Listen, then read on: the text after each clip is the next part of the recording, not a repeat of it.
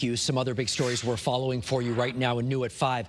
The fate of Quinnipiac University's women's rugby team still undecided tonight. Both sides were back in court today arguing before a federal judge as to whether the university has the right to eliminate the team's varsity status. Amanda Callahan, your reporter, live outside federal court in Bridgeport with where the case stands heading into the weekend. Amanda? Well, Mark, attorneys for both sides argued their cases for several hours today. The judge had hoped to make her decision today, but ultimately decided that she wants more time. It's been 2 months since Quinnipiac University announced its decision to cut its women's varsity rugby team.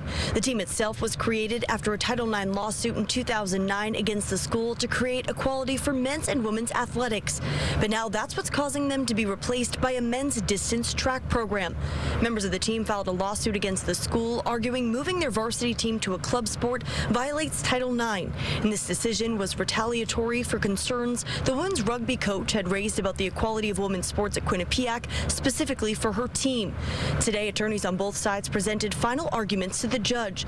Lori Bolak, representing the players, argued Coach Becky Carlson was a thorn in the side of Quinnipiac Athletics Department, and eliminating the varsity program was their way of getting rid of her.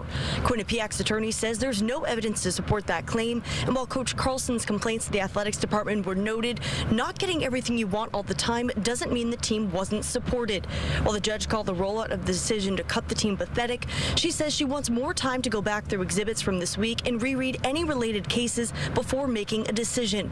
The team's attorney says their side remains hopeful.